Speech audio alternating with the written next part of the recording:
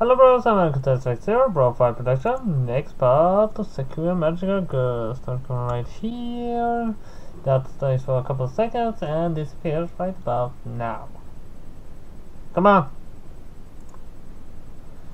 Alright, let's load in where we left off. Yuki has dressed as a bunny girl making commercial or something for CT Beach Cafe. Dressed in a rather small bunny suit, Yuki awkwardly stands there holding a sign. A pair of floppy fake bunny ears drop down beside her head. Passers-by immediately notice her. Please visit the CT Beach Cafe. We have plenty of drinks for a hot day like this. Hot food too. She tries to force a smile, but it doesn't come easily. It's then that she noticed that I'm there too. Oh, Tachi. I wasn't expecting to see you here. Haha. Her huge chest can barely be contained by the bunny suit. It's dangerously close to spilling out at any moment. This is my job. A job? Why do you need another job? Yeah, a slime monster ruined his cafe. But I got blamed for it because my invisibility wore off for a moment. So I've been working off this step for a bit. You know how it is. The rest of the bunny outfit is too tight that every inch of her body can be seen pressing through the fabric. It's high cut too. It shows off her tights and hips perfectly. Combined with dark stockings, it's amazingly erotic even if she's only standing still. It's embarrassing to wear this. Why would anyone think a bunny girl is cute? Too pure. She really is too pure for this world. It's not the bunny part that's in part they're enjoying. I think you look good in it though. Really? Thanks. I don't really understand why you're so bothered by it. Isn't that you normally wear a lot like this? No, it's definitely not the same. That is my magic girl uniform. It is for destroying evil and removing sorrow. But I don't understand the point of this outfit. Yet the owner insisted that I had to wear it. Oh, I see how it is. That's why he wouldn't take payment for the damage to his business. What a devious guy he is. Anyway, why are you here? I just wanted to talk to you about something. Okay, I only have to do this for a bit longer anyway. I had better leave her to her work then. The cafe looks like it's doing killer business right now. I called both of them to the retreat. I think it's time that I finally asked the question that's been sitting in the back of my mind. So, can we start from the beginning? What happened between you two and Ayame? It simply came down to Ayame not believing in the power of love. When it came to the final trial to become a fully fledged magical girl, her power failed. Instead, to pass the final test, she took a manipulating the inherent evil inside her target. Although she had defeated it, she had violated one of the magical god's most sacred rules. She failed to believe in love. Ever since then, she has always just so happy to turn up in the same place we do. We felt sorrow for her at first, but she's still going down that dark path. Master told us that she had met someone who had done the same thing as Ayame. You cannot handle such force without being influenced by them. Master warned her of this, yet she still thought she could control it. She threw Master's kindness away and took down this path. She cannot be forgiven. Yet another conflicting view. Ayame seems to be in control of herself, I think. But these two say that you can't manipulate negative karma without being influenced by it. That's also what their master told them. So because her belief wasn't strong enough, her power failed. Exactly. It's rare, but it happens. Some people's hearts are indelible stained by this world. It's unfortunate for her. I wish that we could have avoided all of this. The mood in the room became very sombre. Do you think she can still be saved? I don't think she can. Neither. All we can do is try to finish up around here and hope that she doesn't do anything to interrupt us. It seems like a bit of a tragic story to me. She came so far in the end. She failed. And yet she's still out here trying to quell the negative karma. Or is that what she's really doing? If she really is control like she thinks she is, couldn't I also be influenced by the negative karma if I kept channeling it too? I do not know what to think anymore.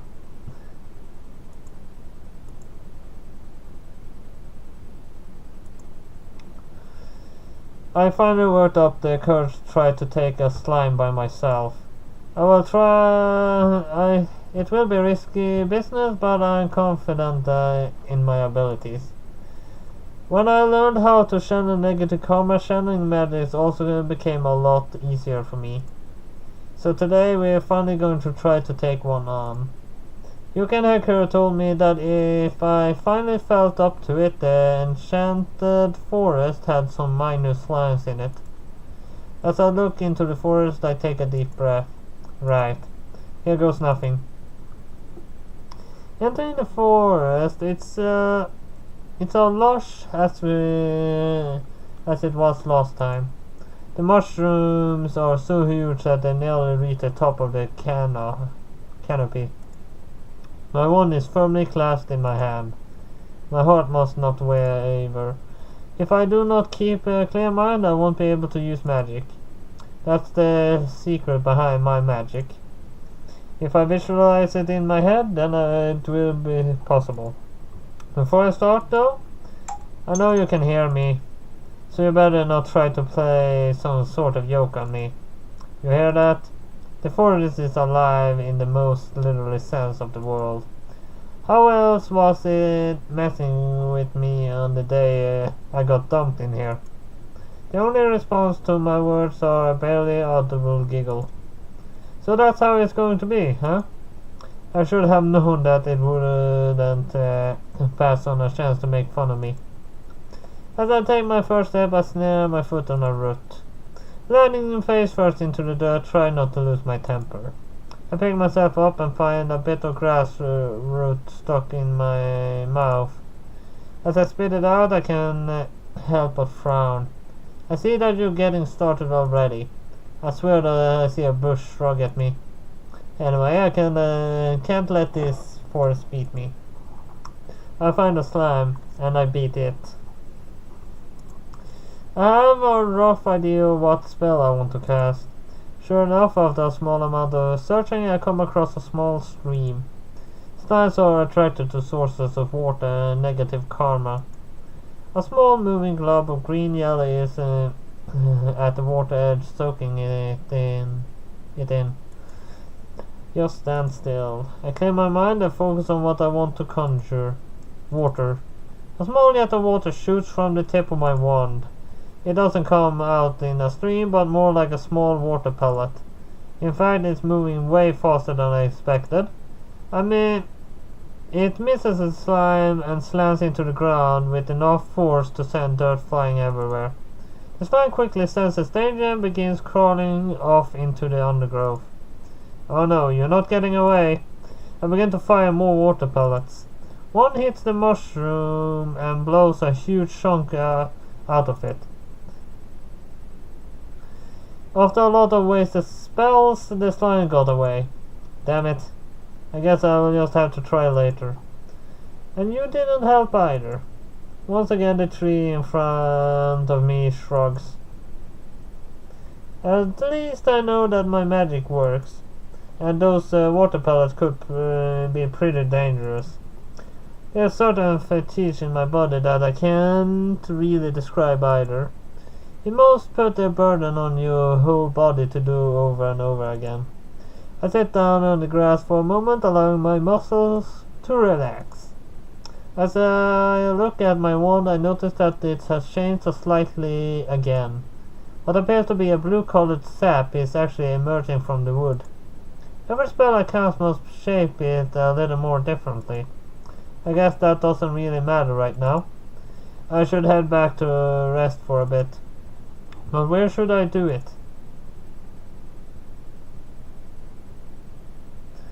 What was I gonna say before this?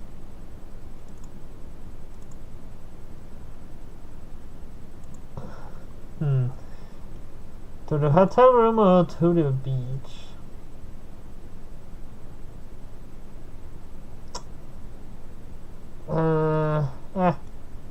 Should we head to the beach? Yeah, head to the beach. Maybe I wouldn't be so bad to do stuff in the shade of a palm tree for a while. Better make sure I don't get sunburned though. I let out the content side as I settled into the cool sand. There's just something so comfy about lying down on the beach. Of course it gets everywhere, but that's okay. Yeah, it shouldn't be so bad if I don't go into the water. Either way, it's a great place to do stuff for a while. I hear some familiar panting going down the beach. Oh, he's still at it. The manager is still jogging. Obviously he's not going to magically become thin overnight, but he's not looking as unhealthy as he did before. I shrug and settles back into the sand. It's none of my business. I'm about to fall asleep when something pokes me in the side. Hey, who's doing that? Come on, sleepyhead. Time to wake up. Oh, Yuki. What's up? I just thought that I should check up on you. You look like you've been working hard. I can tell just how much magic you've been casting. You can? Yep. When you cast something, you usually leave a little bit of magical residue from the effort. You know how your muscles get warm if you use them a lot? It's like that. I see. So just how much residue is there on me? How many spells did you cast today? I wasn't keeping count. It's like you're completely shrouded in mist. You can't keep doing that, you know. It's dangerous. Sorry, it's just that I finally got a spell to work. I guess I got a bit overexcited. You do seem to be in a good spirits lately. Do you feel a lot happier than you used to? I guess I do, yeah. You aren't so angry and snappy anymore either. Well, considering the circumstances and all of the things that happened, I did put me on edge a bit. But you're right, I guess I have changed a bit. Why were you so angry before anyway? It's not really worth mentioning. She takes one of my hands and holds it. I am a magical girl. It is my duty to destroy sorrow wherever I can find it. Whether the problem was, I want to hear it. And I see if I can do anything else to help you overcome it. Right. I forgot just how passionate she was about this sort of thing. It was just anger that stemmed from futility. Have you ever looked at up a video of an angry chihuahua? That's how I felt to me. Video? Yeah, never mind. The point is that I have made the best choices in my life, and that's how I ended up here. I was never a good student, never listened to a figure of authority, and had some bad spending habits. So that's how I ended up here. I don't think that was particularly a bad set of choices. How do you figure? If you never made those bad choices, you would have never met us. So perhaps it was meant to work out this way. I never thought of it that way. Maybe it was meant to be then. That's actually a fairly refreshing perspective. Even if I made bad choices, that doesn't necessarily mean that I'm only going to get bad outcomes for the rest of my life. Fate draws people together, I'm sure of that. I'm just happy that you are able to experience some joy in your life too. I think you can think that you deserve it, Tachi. Do I really? I don't really think I've done anything to earn it. Even if you suffer through your own choices, that doesn't mean that you can't be happy when your fortunes turn. Besides, I'm happy that I got to meet you. Same goes to you. She blushes a little bit when she says that. It's nice to have someone like you around. You're blunt, but you aren't a bad person. Yeah, we had a rocky start, but we sure did get the slimes in the end, didn't we? Don't you think that the death laser you used was overkill though? You could probably shut down a satellite with that spell. It's love beam and it destroys evil. Calling it the death laser is rude. She pouts a little bit. Says sorry. The laser still terrifies me. Oh, I think I can sense something beneath the surface of the beach. Something. What exactly? It's rare, but sometimes slimes gather in colonies beneath the surface. It can be rather risky to leave them there. So what can we do about it then? I know exactly what we can do. Wait. What that smile on her face? You don't mean... Yep. This is the only technique that can dig deep enough to destroy the colony. You might want to start flying. But wait, do we really have to use that? Surely there's something else we can do. Nope, it's full power or nothing. It's then that I notice that I'm levitating. You're going to need to be in the air for this. Sister, stop! Stop! But it's too late.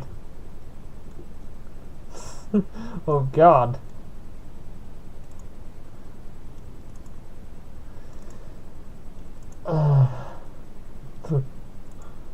This picture is gonna be really weird to understand with the clip. But, well, we'll see. But at least that was all I had for Sakura Magical Girls this time then. So hit like this run. I'll see you next time. BroFive!